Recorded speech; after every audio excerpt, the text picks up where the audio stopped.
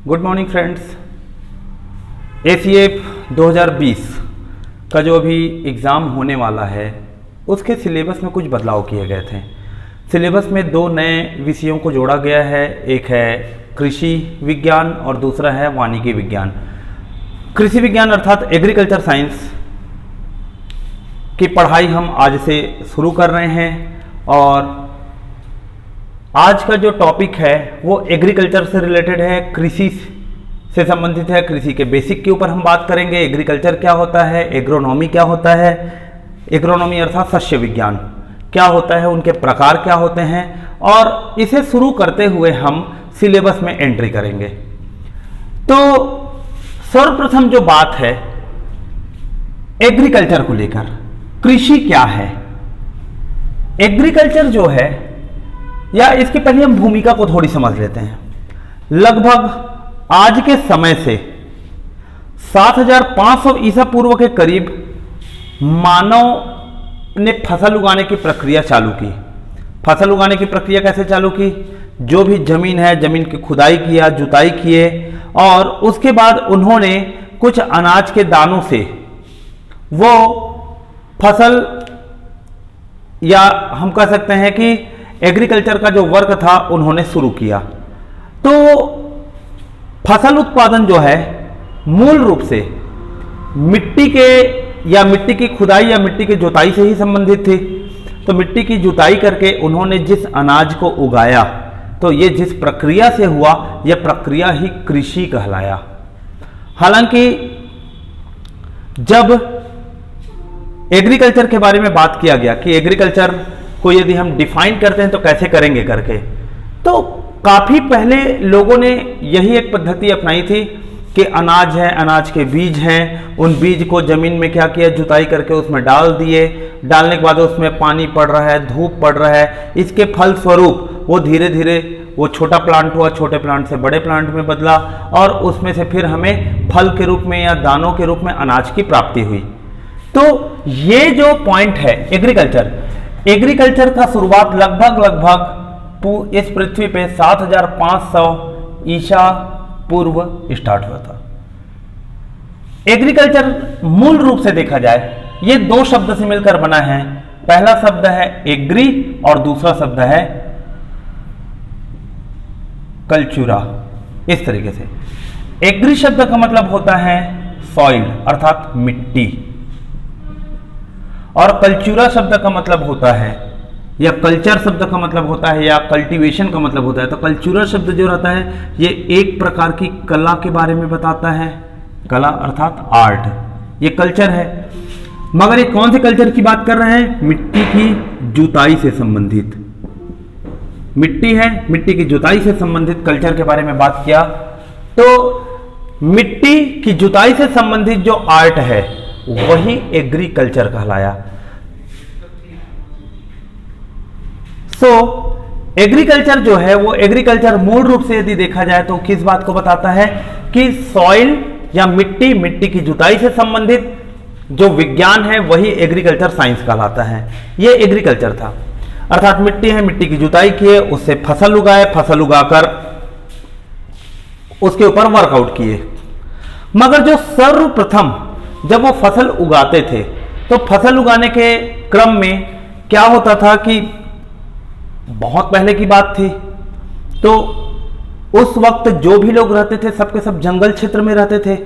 जंगली एरिया पर ही मानवों का मूल रूप से निवास था। कंदमूल खाते थे, पेड़ के ऊपर छोटी सी झोपड़ी जैसे बनाकर रहते थे, या बदन पे कपड़े भी नहीं होते थे, या हम सामान्य रूप से ये कह सकते कि ट्राइबल जो कल्चर था उस वक्त विद्यमान था।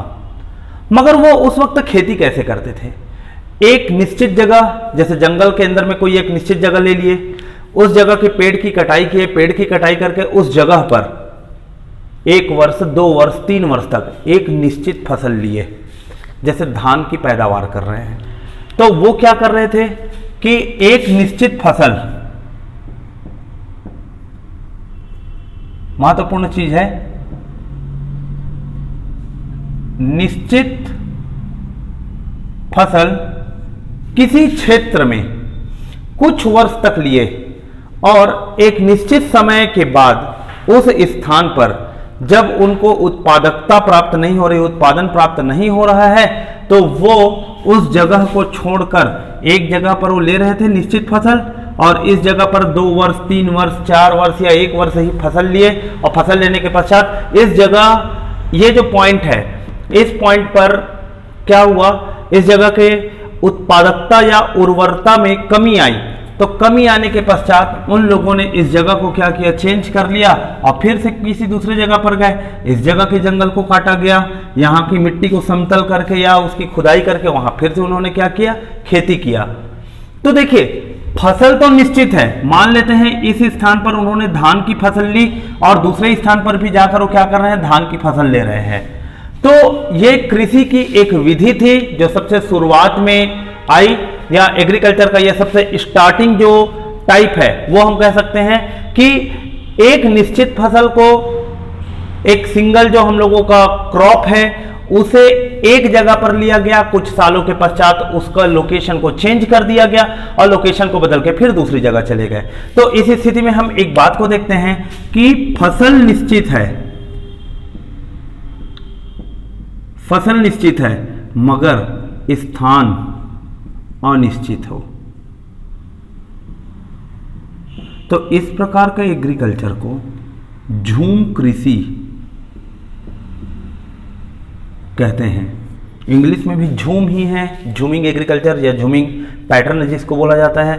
तो इसका तात्पर्य यह है कि प्राचीन काल में मानव सभ्यता या मानवों ने क्या किया, निश्चित फसल या निश्चित जो भी फसल है, जैसे धान हमने ले लिया, उसे एक ही स्थान पर किया, 2 वर्ष 3 वर्ष यहाँ तक कल्टीवेशन करने के पश्चात वो अपने स्थान को छोड़ दिए, स्थान को छोड़े।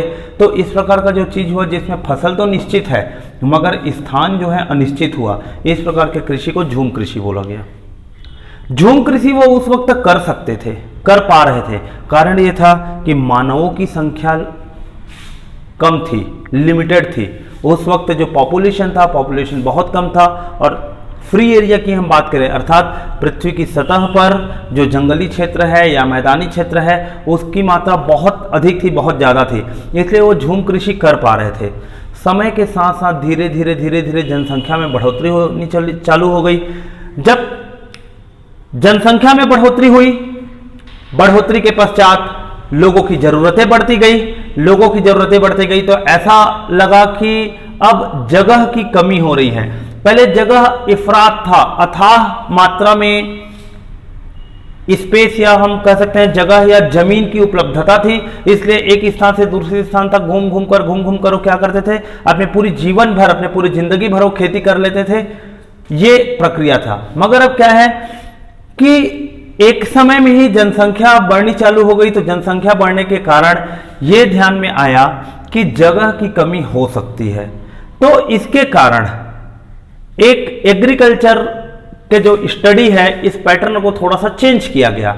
चेंज ये किया गया कि एग्रीकल्चर के साथ साथ प्रबंधन को भी इसमें जोड़ा गया। तो एग्रीकल्चर के साथ जब प्रबंधन को जोड़ा गया तो कौन से प्रबंधन को जोड़ा गया, भूमि के प्रबंधन को जोड़ा गया। पहले भूमि की उपलब्धता अनंत थी, अर्थात व्यक्ति पूरे जिंदगी भर अलग अलग स्थानों पर खेती कर लेता, फिर भी जगह की कमी नहीं हो सकती थी। मगर जनसंख्या बढ़ने के उपरांत इस चीज के ऊपर ध्यान गया कि हो सकता है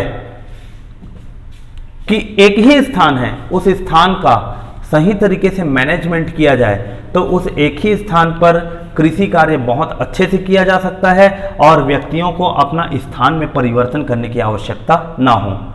तो जब एग्रीकल्चर में फील्ड के मैनेजमेंट को भी जोड़ा गया तब ये एग्रोनॉमी के नाम से जाना गया। तो एग्रोनॉमी जो है वो क्या है, ये तो एग्रीकल्चर के बारे में बात थी। अभी अब जो टॉपिक है वो है एग्रोनॉमी।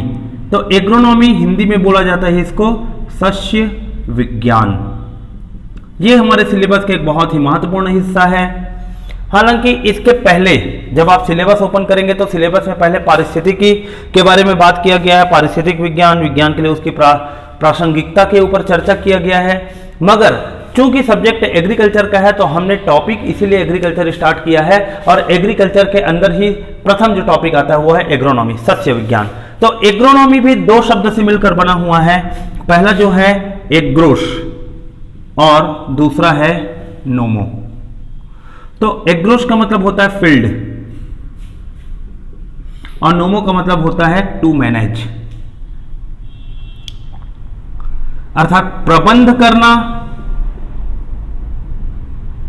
ये नोमो का मतलब है। और फील्ड का तात्पर्य क्या होता है? क्षेत्र अर्थात जगह। तो किसी क्षेत्र का प्रबंधन करते हुए कृषि करना ही एग्रोनॉमी कहलाता है। तो एग्रोनॉमी का यदि आप परिभाषा नोट करना चाहेंगे तो लिख सकते हैं, एग्रोनॉमिक परिभाषा है, यह कृषि की या कृषि विज्ञान की वह शाखा है जो फसल के उत्पादन के साथ साथ उसके प्रबंधन की भी बात करता है। फसल उत्पादन कर रहे हैं और साथ ही साथ भूमि के प्रबंधन भी कर रहे हैं। तो दो बातों के ऊपर हम यहां पर चर्चा कर रहे हैं। एग्रोनॉमी जो है वो मूल रूप से यदि देखें तो किस रूप में आएगा?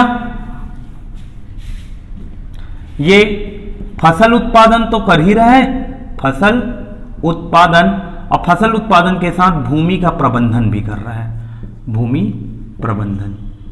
तो इन दोनों कार्य को करने के लिए जिस कला या जिस विज्ञान की आवश्यकता होती है उसे ही एग्रोनॉमी या सस्य विज्ञान के नाम से जाना जाता है।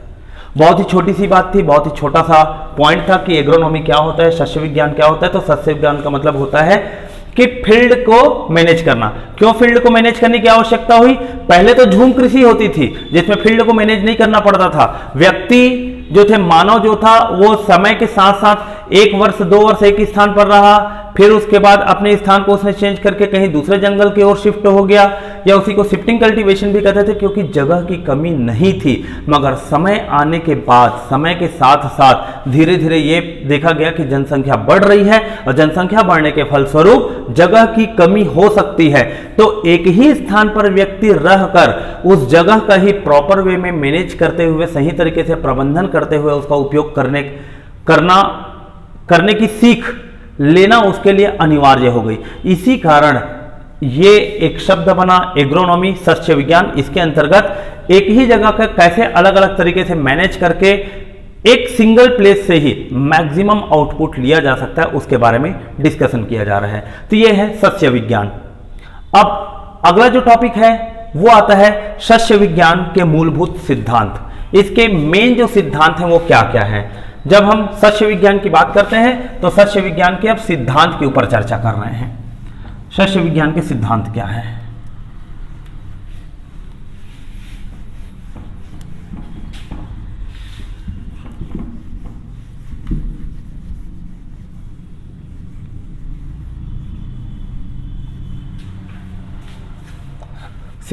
सस्य विज्ञान के जो सिद्धांत है, सिद्धांत को हम पॉइंट वाइज यहां पर नोट करते हैं। सस्य विज्ञान के सिद्धांत, इनके सिद्धांत क्या क्या है? सस्य विज्ञान के सिद्धांत में पहला सिद्धांत है विभिन्न प्रकार के भू परिष्करण क्रियाओं का उचित प्रबंधन और उनका विकास करना। अर्थात पहला सिद्धांत है भू परिष्करण, विभिन्न प्रकार के जो भू परिष्करण सिद्धांत है, इन सिद्धांतों का, जो विभिन्न प्रकार के भू परिष्करण सिद्धांत है, इन सिद्धांतों या ये जो क्रियाएं हैं, सिद्धांत में लिख के हम इसको ऐसे लिख सकते हैं क्रिया। विभिन्न प्रकार के भू परिष्करण क्रियाओं का उचित प्रबंधन और उनका विकास करना। क्रियाओं का उचित प्रबंधन प्लस विकास करना, यह पहला बिंदु था। दूसरा, भू परिष्करण के बारे में हम आगे डिटेल में पढ़ेंगे। अभी इस शब्द को बस आप ध्यान में रखेंगे, भू परिष्करण का अर्थ क्या होता है। भू परिष्करण को इंग्लिश में टीलेज बोला जाता है। तो इसका जो डीप मीनिंग है या इस पूरे प्रक्रिया के बारे में हम अगले आने वाले चैप्टर्स में पढ़ेंगे। दूसरा जो महत्वपूर्ण इसका बिंदु था, मृदा उर्वरता और उत्पादकता को बनाए रखना। सस्य विज्ञान, तो मृदा की उर्वरता को बनाए रखना, मृदा की उर्वरता बनाए रखना। अब देखिए ये क्या महत्वपूर्ण बात है, मृदा की उर्वरता बनाए रखना। चूंकि सस्य विज्ञान में यह बोला गया कि फील्ड को प्रबंध करना है, अर्थात एक जो क्षेत्र हमें दिया गया उसी को हमें मैनेज करना है।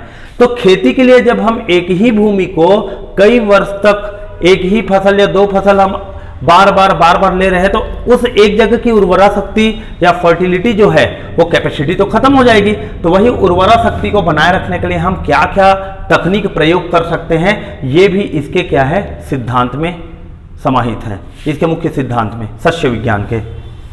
तीसरा जो महत्वपूर्ण बिंदु है, फसल में कीट, रोग और खरपतवार का प्रबंध करना। तीसरा जो है रोग, कीट, खरपतवार का प्रबंध करना, अर्थात इनको किस तरीके से हम मैनेज करेंगे। हम देखते हैं कि फसल में रोग लग जाते हैं, फसल में कीट, टिड्डे, जितने भी प्रकार के डिफरेंट काइंड ऑफ इंसेक्ट होते हैं, उनका जब अटैक होता है तो फसल के उत्पादन पर प्रभाव पड़ता है। और साथ ही साथ खरपतवार की हम बात कर रहे हैं, खरपतवार अर्थात वीड्स जो होते हैं, इनका हम किस तरीके से प्रबंध करेंगे, इसके बारे में भी यहां पर बात किया गया है। इस विज्ञान में एक और सिद्धांत है कि जो भी बीज है, चौथा, स्वस्थ बीजों का सही तरीके से बुआई।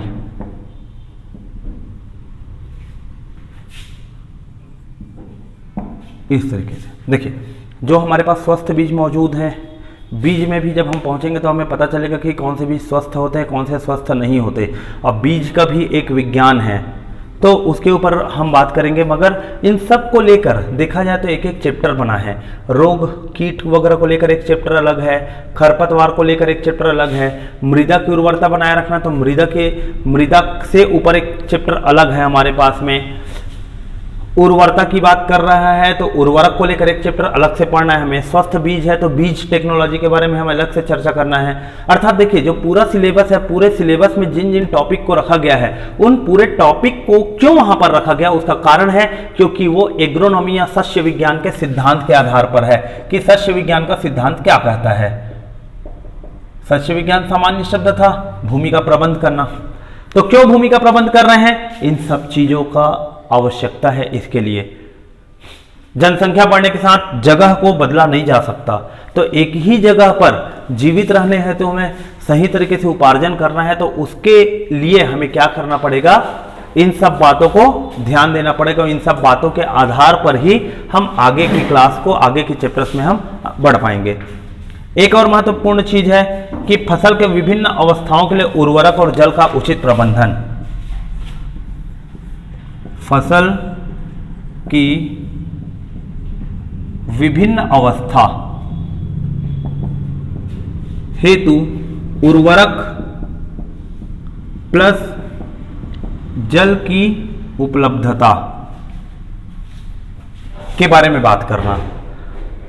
फसल जैसे जैसे बढ़ेगा, फसल 10 दिन का हुआ, 30 दिन का हो रहा है, 45 दिन का हुआ, 90 दिन का हुआ, तो इस प्रकार से अलग अलग अवस्था में, किस अवस्था में उर्वरक की आवश्यकता होगी, किस अवस्था में कितने जल की मात्रा की आवश्यकता होगी, इसके बारे में भी पढ़ाई करना सस्य विज्ञान के सिद्धांत के अंतर्गत आता है। विभिन्न प्रकार के मौसम, जलवायु और मृदा के लिए विभिन्न फसल की प्रजाति का चयन करना। अर्थात छठवां जो चीज है, विभिन्न जलवायु प्लस मृदा हेतु अलग अलग फसल का चुनाव, अलग अलग फसल का चुनाव करना, यह भी सस्य विज्ञान के सिद्धांत के अंतर्गत आता है। बिल्कुल सही बात है। जिस प्रकार से देखिए, गेहूं एक फसल है, गेहूं के जो फसल होते हैं वो मूल रूप से देखा जाए तो मटासी भूमि हो गया, काली मिट्टी हो गया, इन जगहों पर ज्यादा अच्छे तरीके से किया जाता है। काली मिट्टी में खासकर गेहूं की फसल बहुत अच्छे से ली जाती है। तो हम बात कर रहे हैं कि जैसे जलवायु प्लस मृदा काली होनी चाहिए गेहूं के फसल के लिए। जलवायु शीत ऋतु का समय होना चाहिए, अर्थात दिसंबर, जनवरी, फरवरी का माह होना चाहिए, तब इसका कल्टीवेशन हम बहुत अच्छे तरीके से कर सकते हैं। ऐसा नहीं है कि हम गेहूं की फसल को अभी बरसात के वक्त लगाएंगे तो हमें बहुत सही फसल उसके लिए प्राप्त नहीं हो सकता। तो सस्य विज्ञान में क्या पढ़ने जा रहे हैं हम यही पढ़ने जा रहे हैं कि किस तरीके से हम एक ही जगह पर इन सभी चीज़ों का प्रैक्टिस करते हुए बहुत अच्छा प्रोडक्शन ला सकते हैं। तो ये सिद्धांत में इन सबको रखा गया है कि इनके उद्देश्य में रखा गया है कि हमें क्या क्या चीज़ों को पढ़ना है और क्यों पढ़ना है, उसके कारण बताया गया है। फिर कटाई और हार्वेस्टिंग एंड थ्रेसिंग के बारे में, कटाई और मिसाई के बारे में अगला जो सिद्धांत है, उचित समय पर फसलों की कटाई प्लस मिसाई। कटाई मतलब होता है हार्वेस्टिंग और मिसाई का मतलब होता है थ्रेशिंग। इन दोनों चीज को उचित समय पर करना। और 8वां बिंदु है वैज्ञानिक तरीके से भंडारण करना। वैज्ञानिक तरीके से भंडारण करना, भंडारण के ऊपर भी हमें बात करना है। और 9वां जो उद्देश्य है, 9वां उद्देश्य है ये है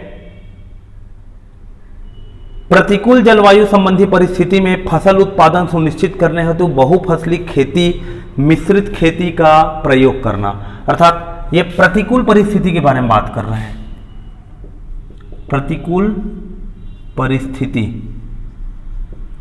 के लिए मिश्रित खेती, मिश्रित फसल लेने की बात कर रहे हैं। जैसे कि देखिए कई बार क्या होता है कि हम खेत में एक ही फसल लगाते हैं और उन एक फसल में किसी भी कारणवश हो सकता है कुछ रोग आ गया या कीट का अटैक हो गया या खरपतवार बहुत अधिक हो गए। ऐसी स्थिति में एक फसल यदि नुकसान हो गया और हमारे पास यदि मिश्रित फसल हम यूज़ कर रहे हैं तो एक फसल नुकसान होने के बावजूद भी हम दूसरे फसल क्या कर सकते हैं, ले सकते हैं। ये इसके बारे में बात किया गया। ये सस्य विज्ञान के ये सिद्धांत थे।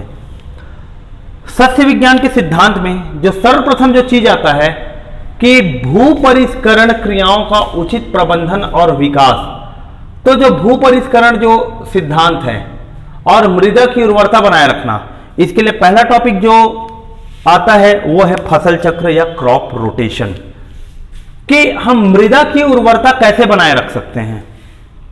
ये तो वैज्ञानिक और मैकेनिकल ये पूरा प्रोसेस है, किस तरीके से हम जमीन की खुदाई करेंगे, किस तरीके से जुताई करेंगे, मशीन से रिलेटेड वर्क है। मगर ये जो पॉइंट है ये बुआई के से संबंधित बातों के लिए है कि मृदा की उर्वरता सही तरीके से बनाकर रखना है, मृदा की क्वालिटी को या मिट्टी की क्वालिटी को बहुत अच्छे से बनाकर रखना है। तो उसके लिए हमें क्रॉप रोटेशन की आवश्यकता होगी। तो क्रॉप रोटेशन क्या होता है? क्रॉप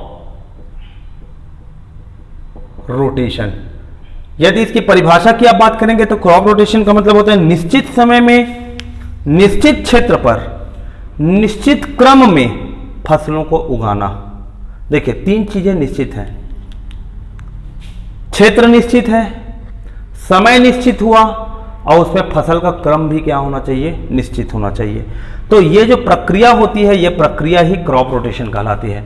तो क्रॉप रोटेशन का परिभाषा क्या है? निश्चित क्षेत्र में, निश्चित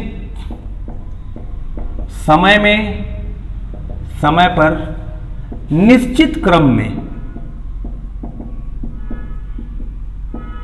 फसलों को उगाना।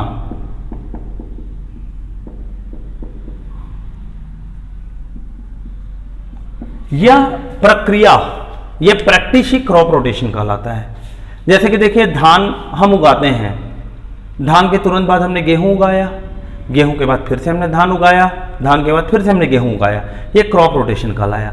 अर्थात एक निश्चित समय हो गया, एक वर्ष का समय, उस एक वर्ष के समय में हमने, वो निश्चित समय हो गया एक वर्ष, निश्चित क्षेत्र हमारे पास एक खेत दे दिया गया है 1 एकड़ का, उसमें निश्चित क्रम में अर्थात धान के बाद गेहूं, फिर धान के बाद गेहूं, फिर धान के बाद गेहूं, इस तरीके से क्रम को न बदलते हुए हम जब इस प्रकार से खेती करते हैं तो यही प्रक्रिया हमारा क्रॉप रोटेशन कहलाता है या फसल चक्र कहलाता है। हिंदी में हम इसे फसल चक्र के नाम से जानते हैं, फसल चक्र।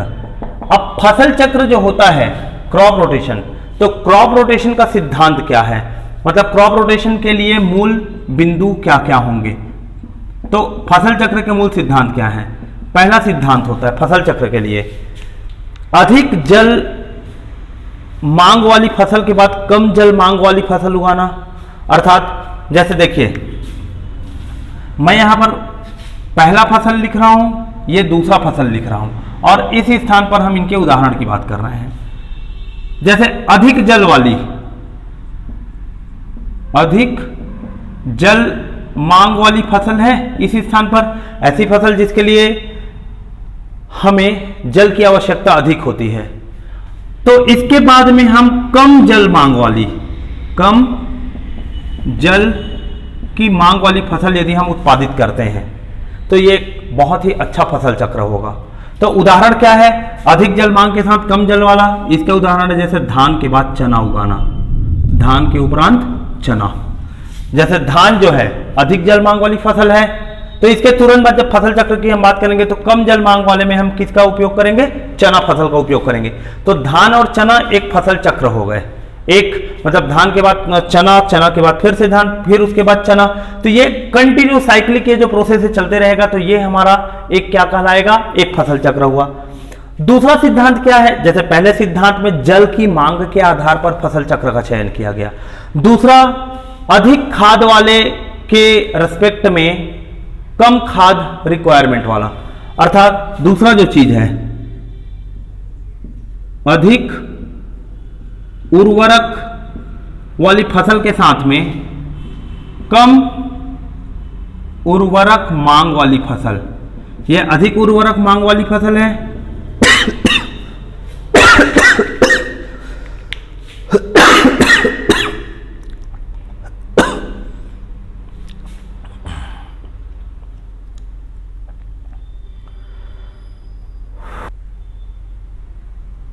तो हम बात कर रहे थे अधिक उर्वरक मांग वाली फसल के साथ कम उर्वरक मांग वाली फसल यदि हम लगाते हैं तो भी एक फसल चक्र होगा।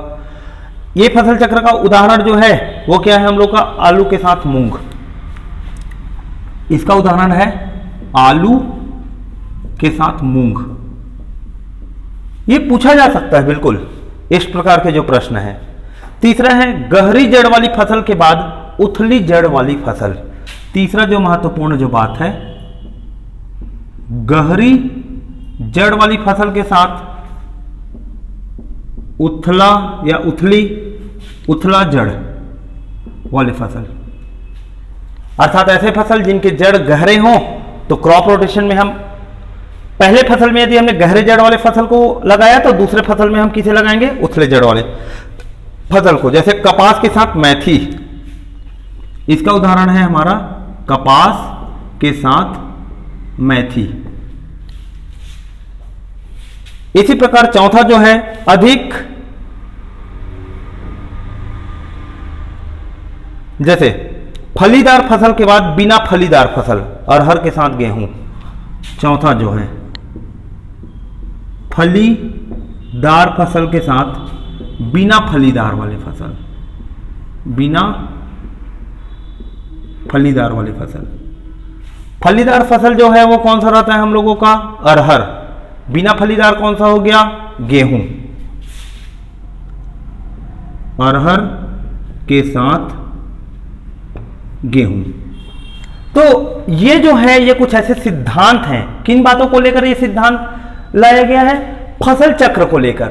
फसल चक्र क्यों करना पड़ रहा है हमें, क्योंकि सस्य विज्ञान ये कहता है कि एक ही जमीन पर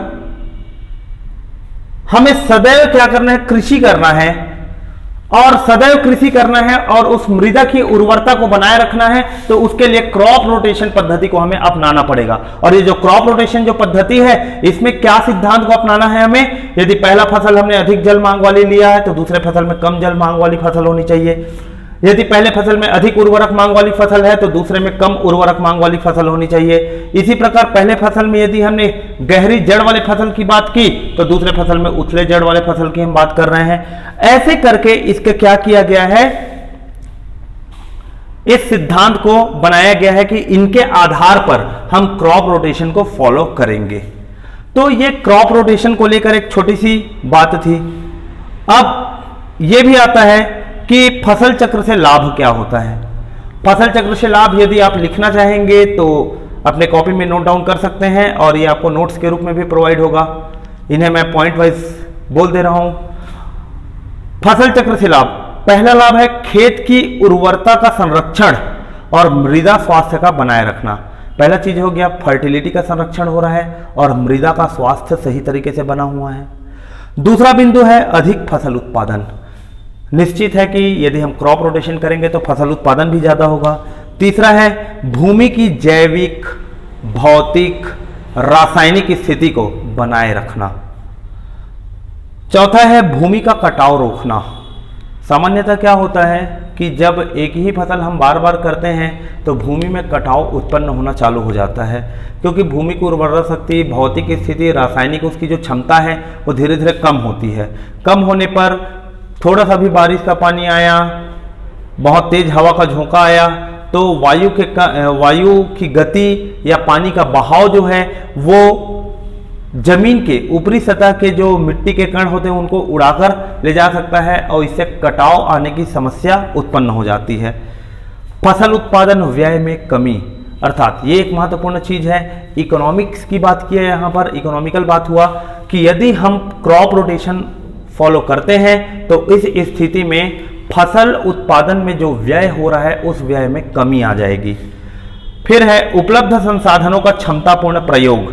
हमने एक संसाधन खरीदा, यदि हम फसल चक्र का प्रयोग करेंगे तो उसी संसाधन से हम दूसरे फसल, तीसरे फसल में भी हम उसे यूज करते जाएंगे और ऐसा होगा कि हमारे पास जो भी संसाधन है, जो भी हमारे पास रखा हुआ है, कोई यंत्र रखा हुआ है, तो हम उसका ज्यादा से ज्यादा, मैक्सिमम टू मैक्सिमम उसका यूटिलाइजेशन ले सकते हैं।